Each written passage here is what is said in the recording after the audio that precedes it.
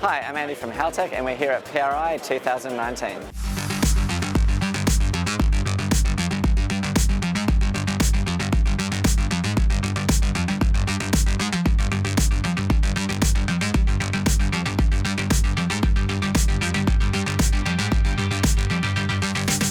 Haltech comes to PRI because that's where all the main players are in our racing industry. So anytime you want to network with people or work out ways we can work together, that's where you do it. But also you get a chance to connect with customers and also show your latest products. And what we're really excited about is our brand new product, which is the Nexus R5 ECU PDM combination thing.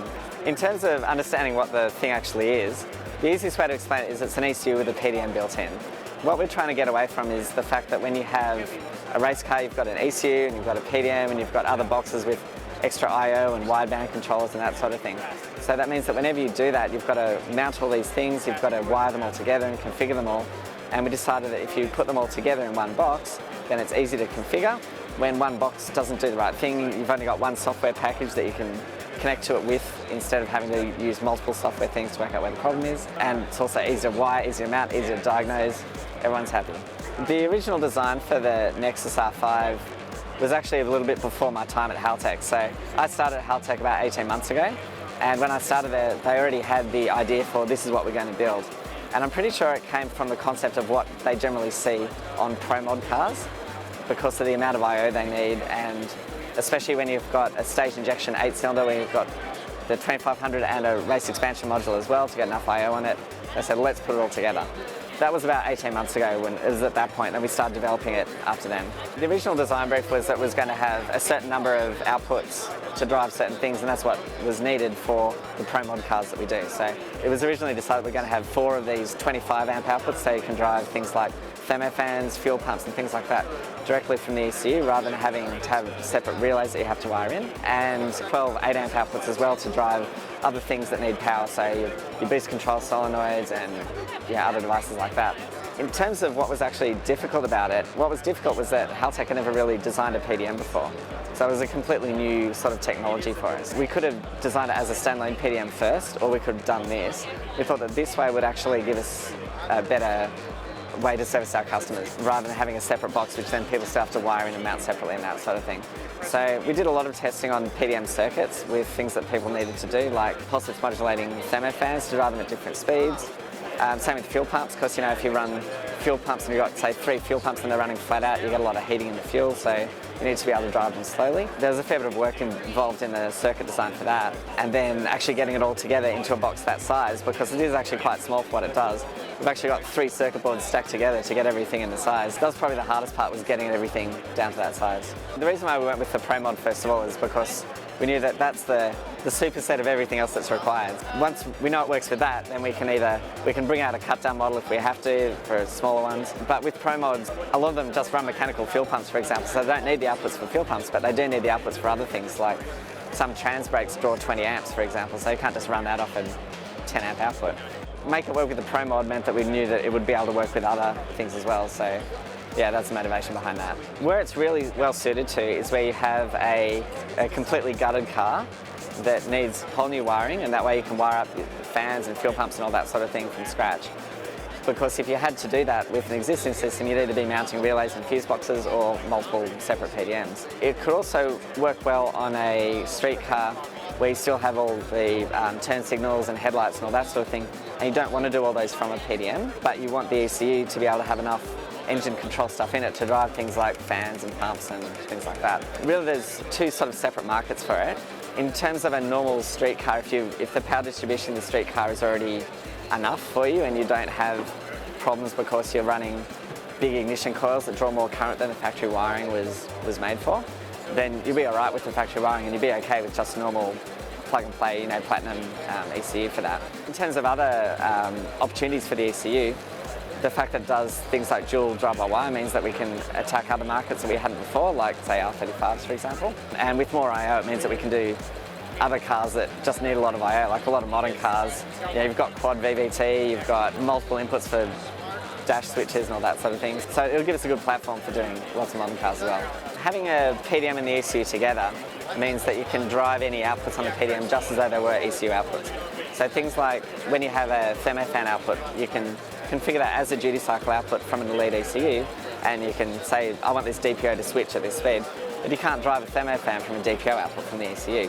So you need a separate solid state relay or something like that to drive the thermofan.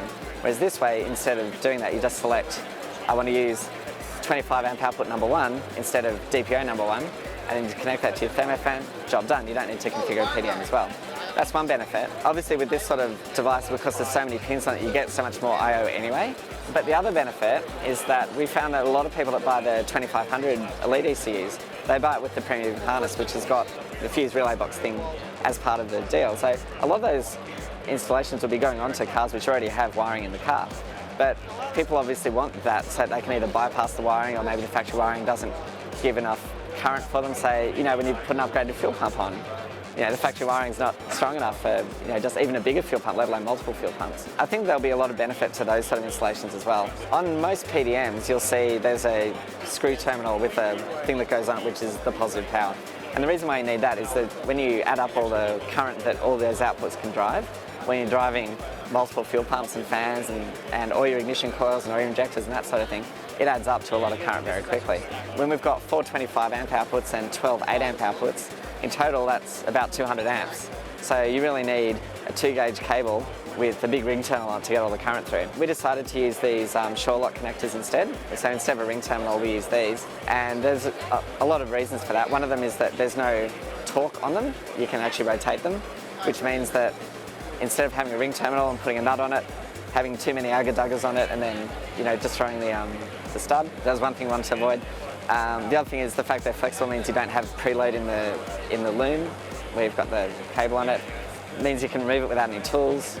It's waterproof when it's assembled. They look nice, there's a lot of benefits to it. So that's the reason why the red one's there. The reason why the black one's there is because those 25 amp outputs can actually drive high and low. If you've got 4 of those that can sync 25 amps each, that's 100 amps straight away.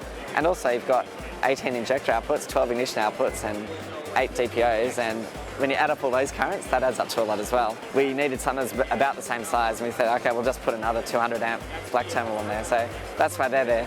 We didn't intend to make it look like a battery, but that's kind of, I guess, what's happened. The other thing is, of course, the Wi-Fi antenna. Things we wanted to was have wireless connection on it, because sometimes ECUs are mounted in difficult locations.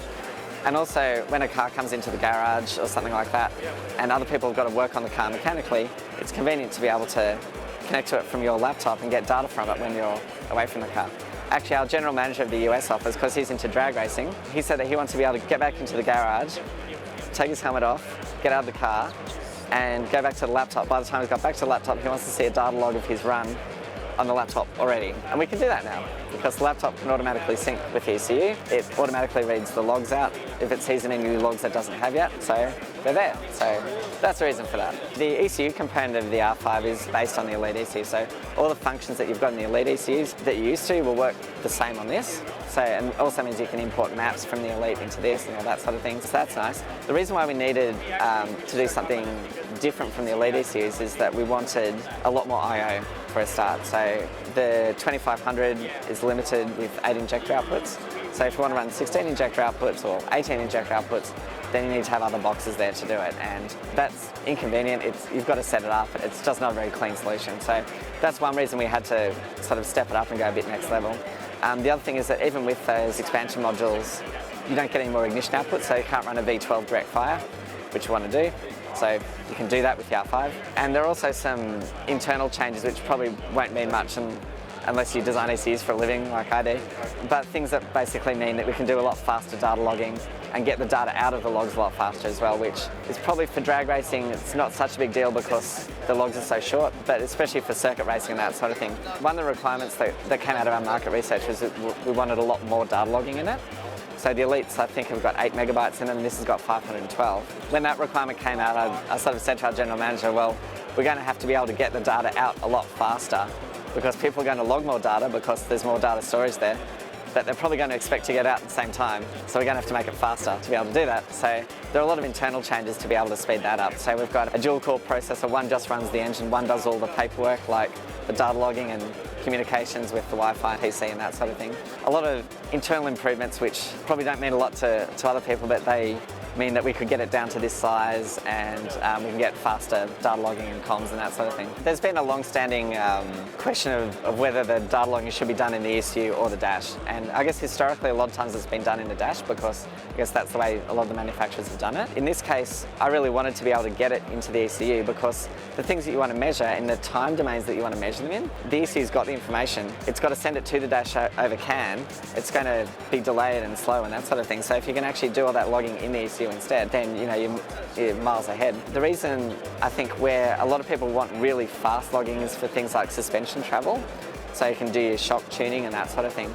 And so we've got enough inputs on the ECU now. There's 23 analog inputs, plus another 10 inputs that can be analog inputs if you want them to be. So there's enough of those that you can feed your suspension travel sensors directly into the ECU and log them at a really high rate. You shouldn't need to log anything from the dash. And if there's other stuff that you can't get into the ECU to be able to log, then we'll have to get that in over CAN. It also includes a dual wideband controller.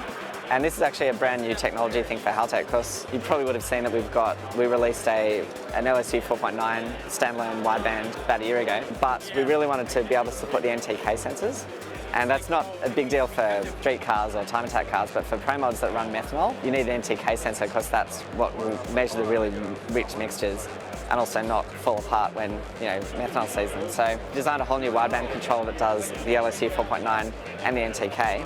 So that's all in the box, and we'll probably support other sensors in time as well. Like, I know the circuit will handle the 4.2, but if there's enough demand for it, we'll do it. But if not, then the 4.9 and the NTK should do what you need. Whenever you release a product, people always come along and say, can we do this and this and this? So it's an ongoing evolutionary process. There are things that we certainly want to do in this product that we currently don't do, but it's not going to stop it from doing what it needs for the market it's intended for.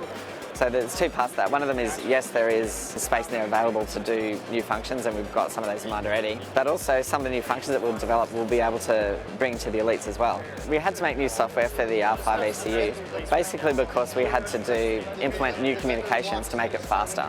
The way that ESP handles the communications and data storage and so on is not the most efficient, and that's why it's slow to start up and to load the framework and that sort of thing. The reason I went to the new software was for performance.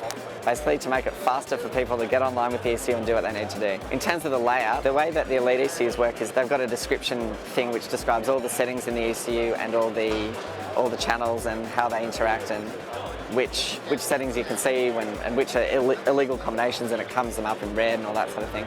So we're still using that, so you still get all the same error checking and that sort of thing with the new software, but it means it can run faster, which makes your life as a tuner easier. The other thing that we're changing is we're changing the structure a little bit, because some of the things in ESP are a bit back and forth, where you need to go to this screen, then that screen, then go back again to get something set up. So this gives us the opportunity to, I guess, to optimize some of those things as well. If you can use an Elite, then you'll be able to use this software as well. Because it's roughly the same structure and we're using the same terms, we're not coming up with a whole new vocabulary to describe things and all that sort of thing. And like I said earlier, the functions work the same way as they work in the Elite. So if you're familiar with the Elite, you'll be able to use this guy. It'll be on sale in March 2020, and I'm very excited to see where it goes and ends up. Yes, we've already got it running in some of the test cars and that sort of thing, and I'm very excited about running it in my daily. It's a lot of fun.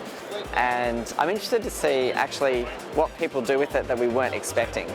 So I know that pro mods are going to use it, but I'm also really interested to see all the other people that we hadn't really thought of yet, to see how they use it and what sort of things they ask for that we haven't thought of yet. I think that'll be really interesting to see.